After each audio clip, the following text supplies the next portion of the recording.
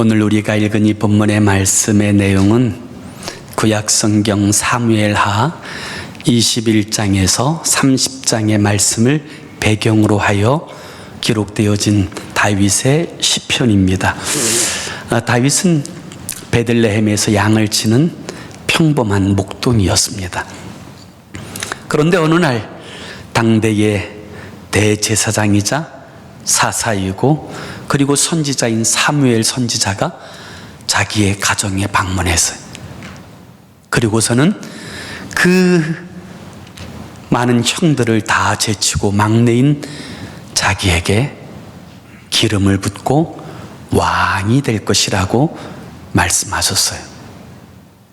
그 놀라운 사건이 지나고 얼마 후에 이스라엘과 블레셋과의 전쟁이 벌어지게 되어졌을 때에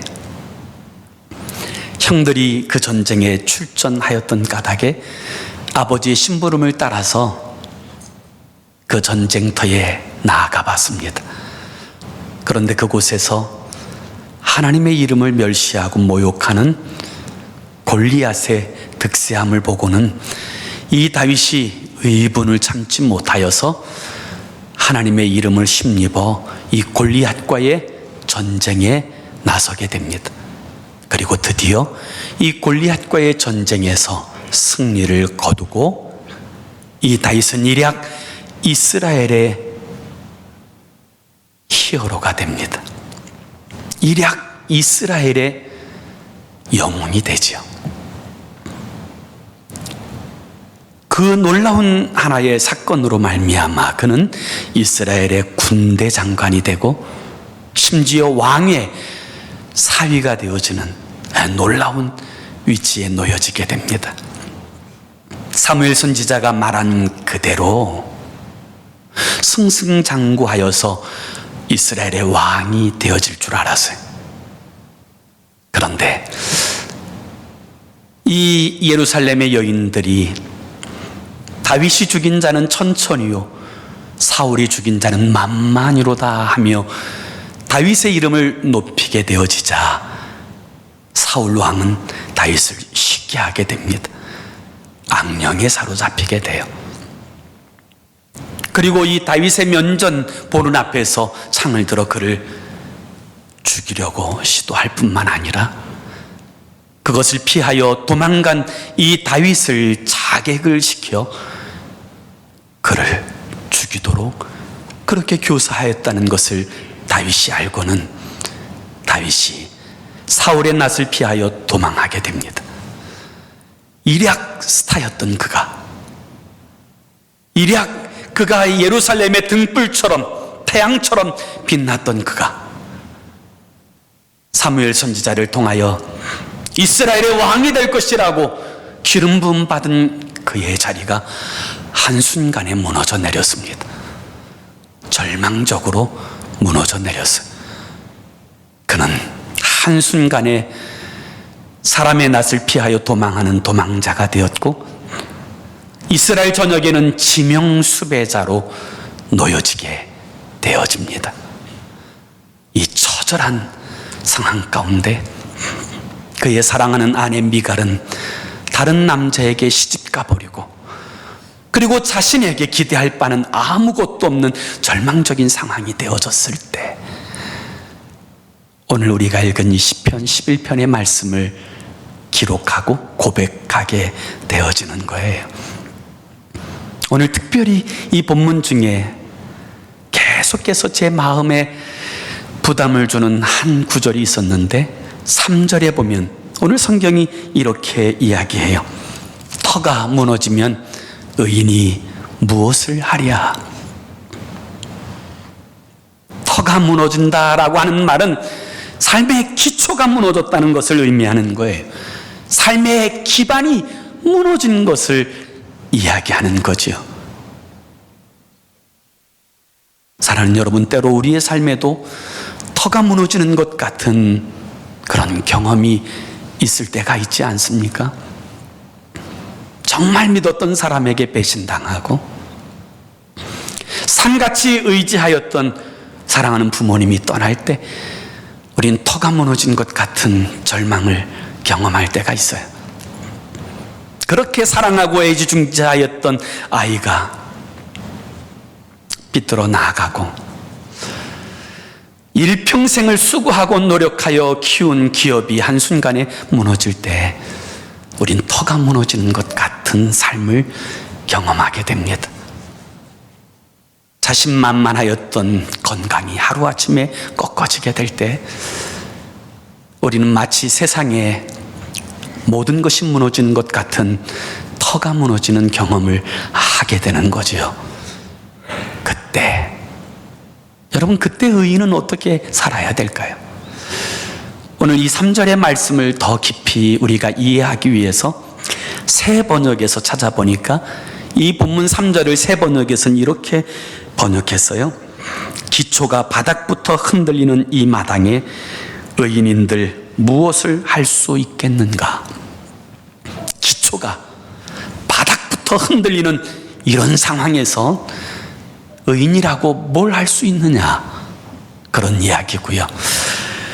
쉬운 성경에 보면 3절에 이렇게 번역되어 있어요. 터가 무너져 내리는데 의로운 사람이 할 수 있는 것이 무엇이겠는가? 삶의 기반이 완전히 무너져 내리는 이 상황에서 의로운 사람이라 할지라도 의인인들 그가 할 게 무엇이 있겠는가? 그와 같은 말씀의 내용이 되는 거지요. 터가 무너진 것 같은 절망적인 상황에서 여러분, 우리는 어떻게 살아야 될까요? 어떻게 해야 흔들리지 않는 복 있는 인생으로 승리하는 인생이 되어질 수 있을까요? 이 사실을 우리에게 교훈하는 말씀이 오늘 우리가 읽은 이 본문의 말씀의 내용이에요. 터가 무너지는 것 같은 절망적인 상황이 온다면 우리는 어떻게 살아야 합니까? 오늘 성경은 첫 번째로 하나님께 피하라고 말씀하십니다. 하나님께 피하라. 사실 오늘 이 본문은 구조상 두 부분으로 나눌 수 있어요. 1절 하반절에서부터 3절까지의 내용은 사실 다윗의 이야기가 아니고 다윗의 주변 사람들의 이야기예요. 그래서 다른 성경에서는 따옴표가 기록되어져 있죠. 그리고 4절에서 7절까지는 바로 다윗의 고백, 이렇게 두 구조로 나누어져 있는데, 다윗이 어려움을 당하게 되어지자 그 주변의 사람들을, 그를 아낀다고 하는 사람들은 다윗을 걱정합니다. 그리고 나서 다윗에게 권면해요. 그래서 1절에 보면 이 다윗에게 뭐라고 권면하냐면 이렇게 권면해요. 내가 여호와께 피하였거늘 너희가 내 영혼에게 새같이 내 산으로 도망하라 함은 어찌함인가. 산으로 도망가라. 여기 산으로 도망가라고 하는 이야기는 진짜 산으로 도망가라는 이야기가 아니고 너의 책임과 모든 것들을 다 내버리고 살기 위해서, 목숨을 위해서 도망치라는 뜻이에요. 하나님께서 기름 부으셨다고 하는 이 사명감, 뭐 하나님 앞에 의롭게 살겠다고 하는 그런 삶, 그런 거 구태여 얽매이지 말고 새같이 산으로 도망하라. 터가 무너지게 되었는데 의인이라고 어떻게 살겠느냐? 지금 내 삶의 기초가 송두리치 흔들리는 마당에 뭐 그렇게 믿음 지키고 뭐 그렇게 의롭게 살겠다고 몸부림치느냐는 거예요. 새같이 도망가라는 거예요. 지금은 그런 거 생각하지 말고 목숨을 위하여 그렇게 살라는 거예요. 네. 그래서 나온 말이 3절이에요. 터가 무너졌는데 의인이 할 것이 무엇이 있느냐? 기초가 바닥부터 흔들리는데 의인이라고 한들 뭔 일을 할 수 있느냐?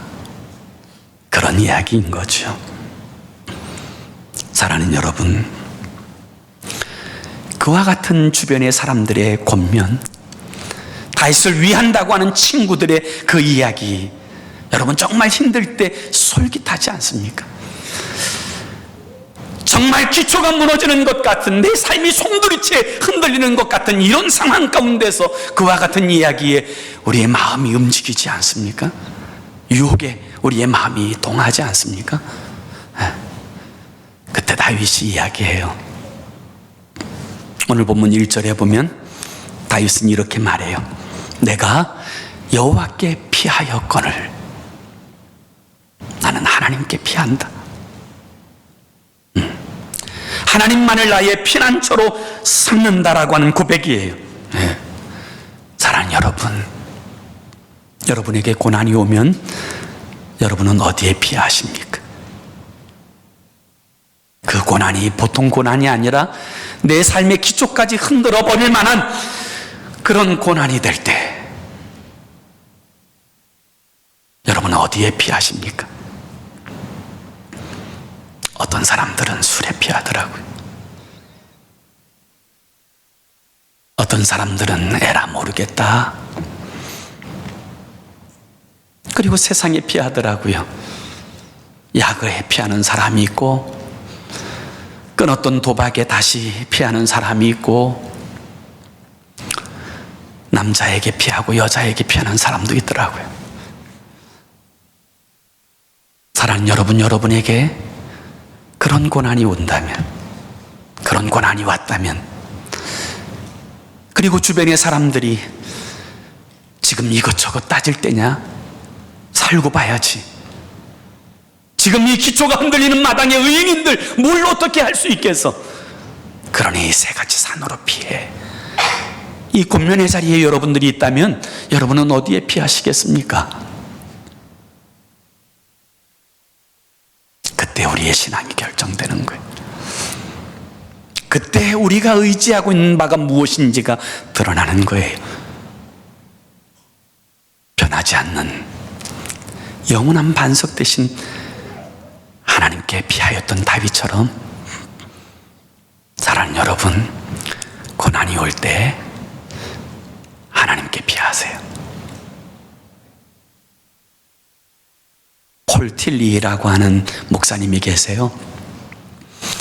이 목사님은 독일에서 루터 교회에 섬기던 목사님이셨는데, 나치 정권이 세워지고 나서 이 폴 틸리 목사님이 유대인 학생을 돌봐줬다고 하는 이유 때문에 목사직에서 면직시켜버려요. 그리고 온갖 핍박을 다 합니다. 이 핍박을 피해서 이 폴 틸리 목사님이 간신히 미국으로 들어와요. 그리고 미국에서 장로교회에서 조직신학 교수가 되는데, 이분이 1948년에 책 한 권을 내요. 이 책의 제목이 흔들리는 터전이에요. 세계 1차 대전을 겪고 세계 2차 대전을 겪으면서 세상이 흔들리고 사람들이 흔들리고 환경이 흔들리는 이 절박한 세상 가운데 흔들리지 않는 것은 하나도 없다는 것을 그는 보았어요. 그러면 그런 흔들리는 세상에서 흔들리지 않을 수 있는 방법이 무엇인가를 고민하고 기도하던 이 폴 틸리 목사님이 쓴 책에는 이렇게 고백되어져 있어요. 우리의 인생이 어떤 환경과 상황에서도 흔들리지 않는 인생이 되려고 한다면 영원한 반석 대신 하나님께 우리의 삶의 기초를 두어야 한다. 사람들이 아니라, 상황이 아니라 하나님께, 반석이신 그분께 우리의 삶의 기초를 두고 살아가게 될 때 그 인생은 결코 흔들리지 않는 영광스러운 인생을 살게 되는 것이라고 그렇게 말씀하셨어요. 맞습니다.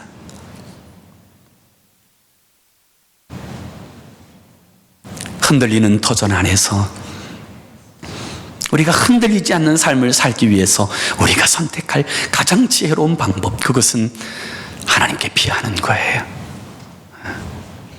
성경은 그런 인생을 지혜롭다고 이야기합니다.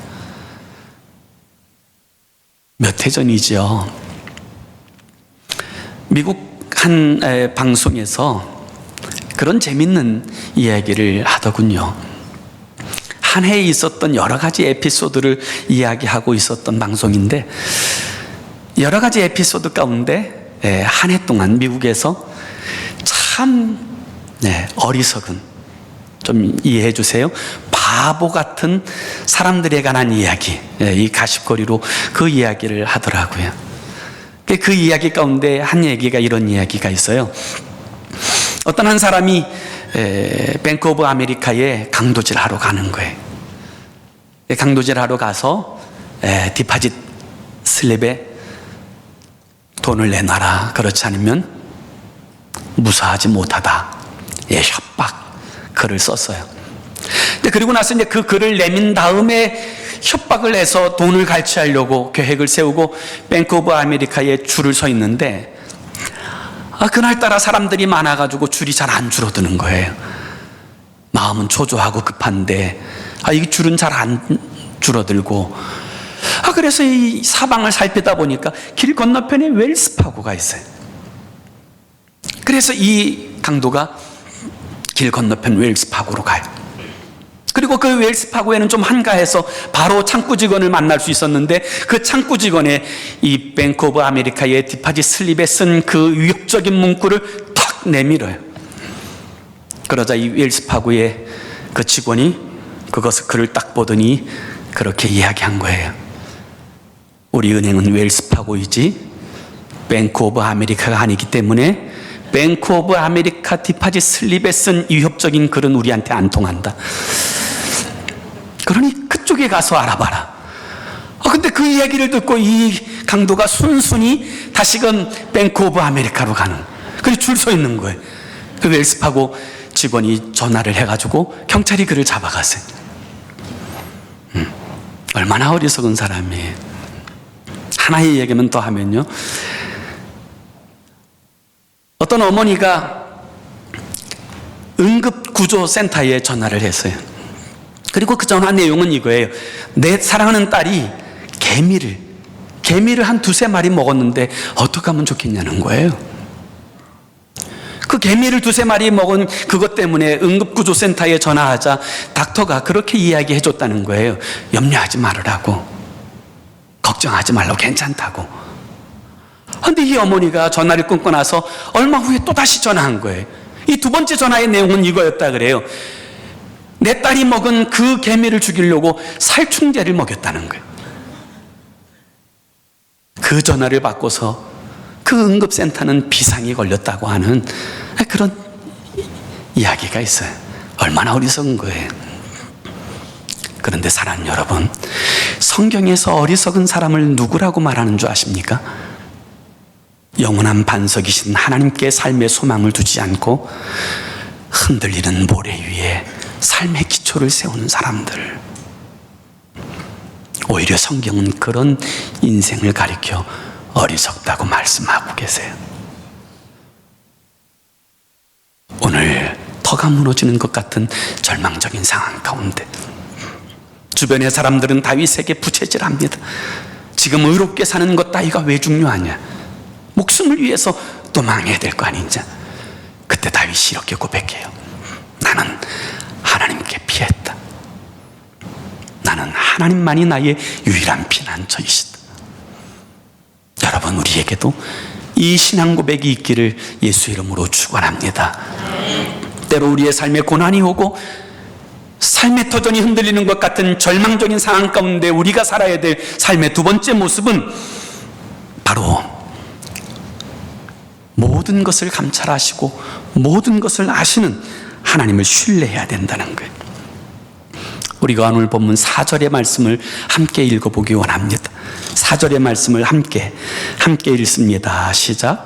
여호와께서는 그의 성전에 계시고 여호와의 보좌는 하늘에 있으며 그의 눈이 인생을 통촉하시고 그의 안목이 그들을 감찰하시도다.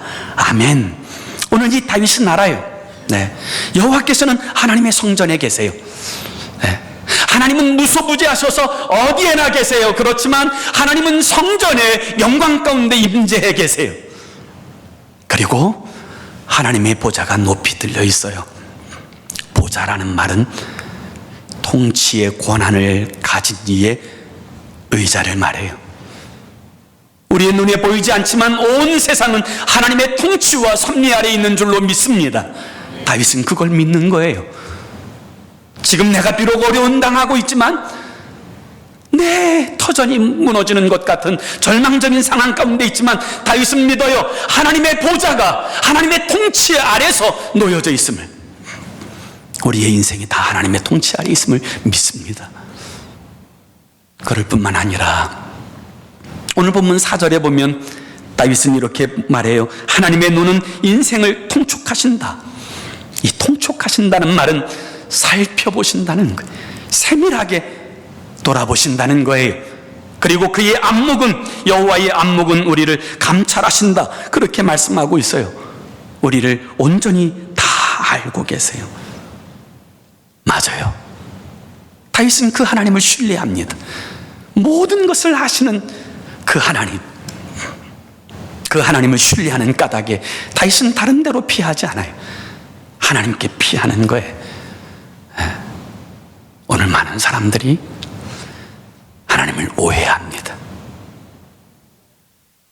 눈에 보이지 않는 하나님을 오해해요.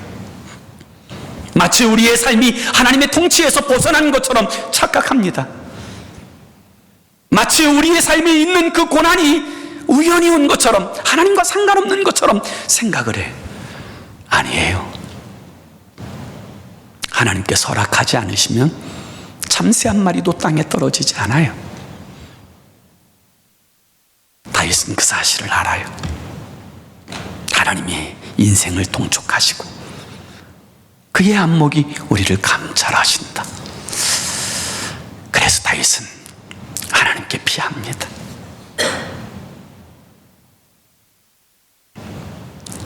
얼마 전에 나온 신간 가운데 당신은 하나님을 오해하고 있습니다 라고 하는 책이 있어요. 이 책의 저자는 유석경 전도사님인데, 이 유석경 전도사님의 저는 간증도 보고 그 글도 읽으면서 굉장히 많이 도전을 받았어요.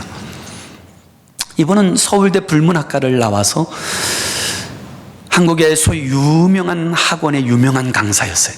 한 10여 년 동안 아주 끝발 날리는 유명한 강사였다 그래요. 그러다가 전도 학교에서 복음을 전해야 될 이 사명에 대한 거룩한 비전을 붙들고 자신이 살았던 모든 삶을 다 내려놓고 주님을 위해서 살기로 결심하고 선교사가 되고 싶은 이 거룩한 열망을 가지고 그가 미국에 있는 트리니티 신학대학원에 입학을 해요. 그리고 열심히 공부를 한 후에 드디어 그 공부가 다 맞춰져서 드디어 이제 사역자로서, 인턴 전도사의 사역자로서 첫 발을 내딛는 그 주에 머리가 좀 아프더라 하는 거예요. 에드베를 먹어도 참 그 고통이 자꾸 다가오고, 그래서 병원에 가서 조사를 해봤더니 그 대장에 12cm 되는 암 두 덩어리가 있다는, 그리고 그 암세포는 온 장기에 전이되어서 다 퍼졌다는 거예요.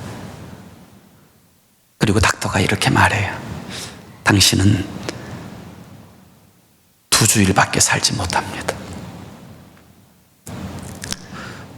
2주밖에 살지 못한다는 이야기를 들으면 여러분 뭐 하시겠어요? 이 유석경 전사님이 그 얘기를 듣고서는 집으로 돌아와서 아는 모든 사람들에게 전화를 해요. 그리고 이렇게 이야기했다 그래요.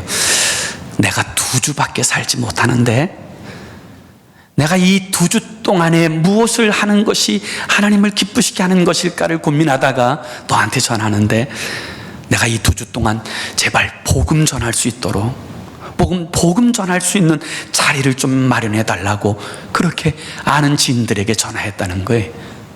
그러자 그 이야기를 듣고는 여러 단체에서 여러 교회에서 이분을 초청했어요. 마지막 전하는 이 복음에 대하여 듣기를 위해서 이분을 초청했어요. 그래서 이분이 자신을 초청하는 곳에 어떤 것도 거절하지 않고 다 가서 마지막으로 이 복음을 전하는 거예요. 이 남은 2주 동안 복음을 전하고 싶은 이 거룩한 열망을 가지고 다소 그냥 피토하는 심정으로 복음을 전하는 거예요. 그때 이 복음을 전하는 그 영상을 제가 봤어요.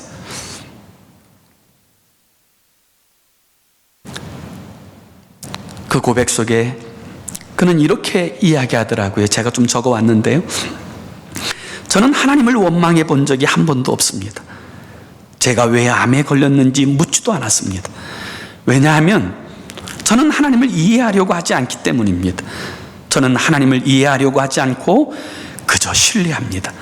저는 하나님이 제게 가장 좋은 것을 주신다는 사실을 믿기 때문입니다. 지금 육신은 너무 고통스럽지만 하루에도 수십 번씩 화장실을 드나드는, 그리고 시시때때로 그 고통이 굉장한 아픔으로 엄습해 옴에도 불구하고 그는 자신이 가지고 있는 이 복음이 오히려 더 뚜렷해지고 주님 앞에 설 이 감격이 더 확실해져서 이 복음을 더 힘있게 전하는 자가 되어졌다는 거예요. 2주밖에 살지 못한다고 하는 이 유석경 전사님이 수년 동안 이 복음을 전하다가 얼마 전에 하나님의 부름을 받았는데요, 저는 그분의 책에 잊지 못하는 구절이 있어요. 그는 그 고통의 시간을 지나면서 이렇게 고백합니다. 힘들어도 예수 그리스도 때문에 기쁘고, 힘들어도 예수 그리스도 때문에 행복하고, 힘들어도 예수 그리스도 때문에 감사합니다. 단 하루를 살아도 주님의 기쁨이 되고 싶습니다. 제가 이 고백을 읽는데요, 너무 부끄럽더라고요. 목사인데도요, 너무 부끄럽더라고요. 목사인데도 저는 그러지 못해요. 하루를 살더라도 정말 주님 앞에 온전히 살고 싶어서 몸부림치는 그 모습 가운데서 저는 그 고백이 굉장히 눈물 나더라고요. 사랑하는 여러분, 하나님은 우리의 모든 것을 감찰하세요. 그 하나님 앞에 모든 것을 의지하고 하루하루 주어진 삶의 자리에서 온전히 주님 닮아가고 주님의 기쁨이 되어지는 아름다운 삶으로 살아내는 저와 여러분의 삶이 되기를 예수의 이름으로 축원합니다. 그 자체가 복 있는 삶이라고 저는 믿습니다. 세 번째로, 우리의 삶의 터전이 흔들릴 때 우리는 심판하시는 하나님께 모든 것을 맡겨야 돼요. 오늘 본문 5절을 보면 다윗은 이렇게 고백을 해요. 여호와는 의인을 감찰하시고 악인과 폭력을 좋아하는 자를 마음에 미워하시도다. 하나님은 다 보세요. 악인과 폭력 행하는 자를 다 살펴보세요. 의인도 살펴보세요. 감찰하세요. 그리고 6절에 그는 이렇게 고백해요. 악인에게 그물을 던지시리니 불과 유황과 태우는 바람이 그들의 잔에 소득이 되리로다. 그렇게 고백하고 있어요. 네. 그는 자신이 심판하려고 하지 않아요. 실제로 다윗에게 심판할 수 있는 절호의 찬스가 와요. 광야에 숨어있는 이 다윗을 잡아 죽이려고 사울이 군대를 조직해서 다윗을 추격합니다. 하루 종일 다음 날도 계속해서 다윗을 추격하며 이 범위를 점점 좁혀오고 있던 어느 날, 이 사울이 너무 피곤한 나머지 오후에 잠시 낮잠을 자려고 한 굴에 들어가서 잠시 오수를 즐길 때 그 낮잠 자는 자리가 하필이면 다윗이 숨어있는 굴이었어요. 사울이 무기든 자도 없이 홀로 그곳에 와서 낮잠 자는 이 모습을 보고는 다윗과 함께 있던 사람들이 이렇게 말합니다. 지금이 절호의 기회다. 하나님께서 당신의 원수를 갚을 수 있는 절호의 기회를 주셨다. 그러니 지금 죽이자. 당신이 죽이지 않는다면 내게 허락해달라.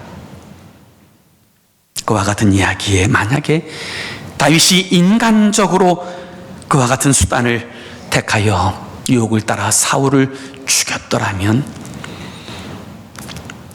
그는 온전히 하나님을 의지하여 하나님께서 계획하신 방향을 향해서 나아가지 못했을 거예요. 그는 자신의 모든 것을 다 하나님께 맡겼습니다. 원수 갚는 것을 자신이 행하려고 하지 않았어요. 다 하나님께 맡겼어요. 그와 같았을 때 하나님께서는 악인을 그물로 건지시듯 그물에 걸린 고기가 그물에서 빠져나가지 못하듯이 하나님의 그물에 걸린 이 아기는 결코 하나님의 심판에서 벗어나지 못해요. 사울은 심판당하고 다윗은 왕이 되어지게 되는 거지요. 그렇습니다. 사랑하는 여러분, 터전이 무너질 것 같은 내 삶의 기초가 흔들거리는 그때 어떻게 살아야 합니까? 오늘 마지막으로 7절 한 절만 더 읽어봅시다. 7절 우리 한번 다 같이 읽어볼까요? 7절 시작. 여호와는 의로우사 의로운 일을 좋아하시나니 정직한 자는 그의 얼굴을 배우리이다. 아멘. 그럼에도 불구하고 그리스도인은 그리스도인답게 살아야 돼요. 내 삶의 기초가 무너지는 그와 같은 삶의 자리에 놓였다 할지라도 하나님은 의로운 사람을 기뻐하세요. 그리고 그와 같은 삶의 자리를 지키는 자들이 하나님의 얼굴을 배울 것입니다. 억울한 일을 당하든 힘든 일을 만나든 사랑하는 여러분, 개의치 말고 하나님께서 내게 주신 삶의 자리에서 거룩함을 지키십시오. 의로움을 순전히 따르십시오. 그럴 때 주님의 얼굴을 배울 것입니다. 하나님을 순전히 따르는 이 욥에 대하여 마귀는 참소하지요. 하나님께서 그에게 은혜 베푸시지 않았더라면, 그의 터전이 흔들린다면 반드시 그가 하나님을 욕하고 저주하고 돌아설 겁니다. 이 사단의 참소에 하나님께서는 이 욥에 대한 일시적인 시련을 허락하세요. 그러자 마귀는 가차없이 욥의 삶을 다 흔들어 버립니다. 그의 터전을 완전히 뒤집어 버립니다. 삶의 기초를 무너뜨려 버려요. 그리하여 욥은 하나님을 저주하고 떠날 줄 알았어요. 그런데 성경에 보세요. 욥은 하나님 앞에 이렇게 말합니다. 주신 자도 여호와시오 거두신 이도 여호와시오니 여호와의 이름이 찬송을 받으실지로다. 그리하여 하나님께 영광을 올려드렸어요. 그의 순전함을 지켰어요. 그것이 믿음이지요. 그렇습니다. 우리의 삶의 기초가 흔들리는 것 같은 어려움과 고난의 자리에 있습니까? 에라 모르겠다 하고 세상으로 가지 마세요. 그때가 죄 지을 수 있는 기회인 것처럼 함부로 행하여 살지 마세요. 하나님 앞에 더 거룩하고 더 의롭게 주님 앞에 바로 서서 주님의 얼굴 뵙기를, 그리고 주님의 뜻이 이루어지는 하나님의 놀라운 간증의 자리로 세워나갈 수 있기를 원합니다. 그것이 하나님이 우리를 향한 기대예요. 저와 제 가족은 지난 주일에 1박 2일 짧은 여정으로 휴가를 다녀왔어요. 주일 오후에 출발해서 월요일 날 오후에 돌아오는 짧은 일정이긴 했는데, 이번에 캘리포니아를 갔다 온 이유가 있어요. 예전에 설교방송을 촬영하셨던 CGN TV의 PD가 연락이 와서 이번에 부에나파게 영화 하나 상영하는데 그 부분에 대해서 좀 광고해 달라고 하는 팜플렛도 오고 연락도 와서 도대체 어떤 영화인가 제가 먼저 인터넷으로 찾아봤어요. 인터넷 찾아보니까 우리 이찬수 목사님이 강력히 추천하는 영화더라고요. 그래서 이번에 꼭 봐야 되겠다 싶어서 우리 아이들하고 온 가족이 부에나파게 있는 CGV라고 하는 극장에 가서 교회 오빠라고 하는 영화를 보고 왔어요. 이 교회 오빠라고 하는 이 영화의 스토리는 간단해요. 이관희 집사님과 오은주 집사님의 가정의 이야기거든요. 이 이관희 집사님은 고려대학교를 4년 동안 성적 장학생으로 졸업한 수재예요. 그리고 대학을 나와서는 ROTC, 그것도 한국의 최전방의 ROTC 장교로 군복무를 멋지게 마치고, 그리고 다국적 기업인 퀄컴에 들어갔어요. 그리고 아름다운 아내와 결혼해서 이제 딸 하나를 낳아요. 그런데 이 예쁜 딸이 출산하고 나서 그 사랑하는 아내가 산후조리원에서 나오던 그날, 이 이관희 집사님이 충격적인 소식을 듣는데 대장암 사기라고 하는 소식을 들어요. 그리고 이 암세포가 많은 장기에 전이 되었다고 하는 이야기를 듣습니다. 그리고 나서 얼마 후에 정말 사랑하는 아들이 암에 걸렸다는 이야기를 어머니가 듣고서는 세상을 떠나요. 사랑하는 어머니를 떠나보내고 난 이 슬픔, 그리고 자신이 암에 걸려서 어찌 될지 알지 못하는 이 절망, 그런 이 절망 가운데 있을 그때 설상가상으로 사랑하는 아내인 오은주 집사님마저 혈액암 사기라고 하는 판정을 받습니다. 그때 이가진이 집사님이 이렇게 기도했다 그래요. 하나님 살려주세요. 하나님 도와주지 않으면 우리 집 다 망하게 생겼어요. 정말 절망적인 상황이 되어졌음에도 불구하고 불평하거나 좌절하지 않고 여전히 하나님을 의지하고 하나님 앞에서 하나님께서 맡겨주신 사명을 감당하려고 몸부림치던 한 사람의 이야기, 다큐멘터리 영화인데요, 너무너무 감동적인 이야기예요.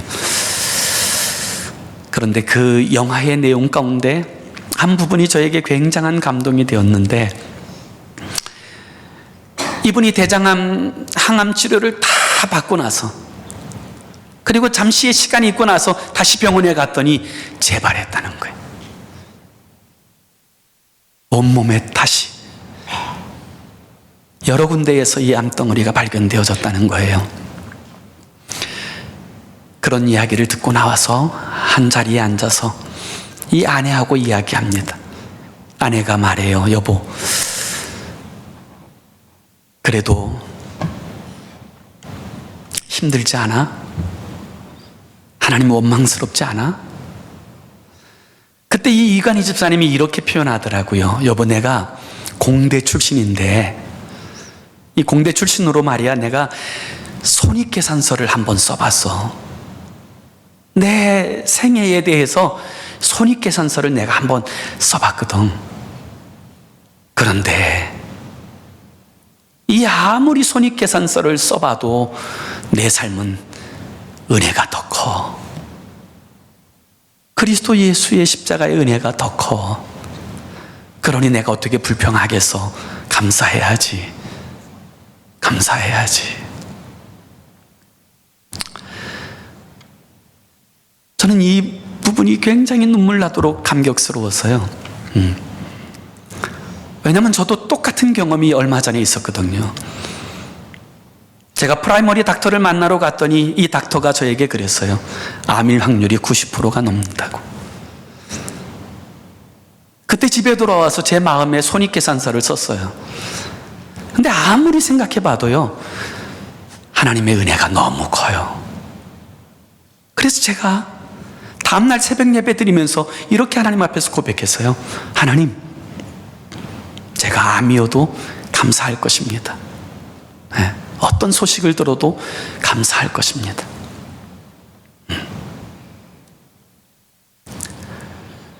이관희 집사님에 관한 이야기가 지난번 성탄절 때 KBS 스페셜 특집으로 방영되고 나서 수많은 사람들이 신앙적으로 각성하고 다시 돌아왔다고 하는 이 많은 이야기들이 사람들에게 전달되어졌죠. 저는 그 집사님의 생애의 모습들을 보면서 이런 마음의 다짐을 합니다. 단 하루를 살더라도 하나님 앞에서 바르고 복 있게 떳떳하게 살아야겠다. 하루를 살더라도.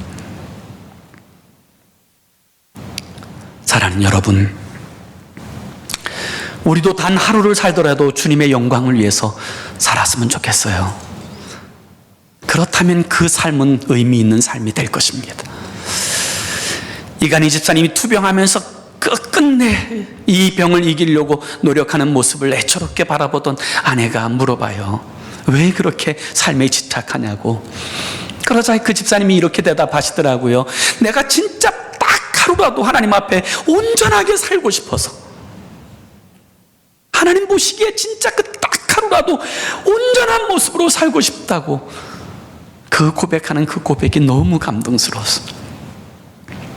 사랑하는 주님 앞에서, 우리의 모든 삶을 아시는 주님 앞에서, 사랑하는 여러분, 단 하루를 살더라도 주님의 영광을 위해서, 주님의 뜻을 이 땅에 세워나가는 복된 일들을 위한 축복의 통로로 쓰임받아지는 저와 여러분의 삶이 되기를 예수의 이름으로 축원합니다.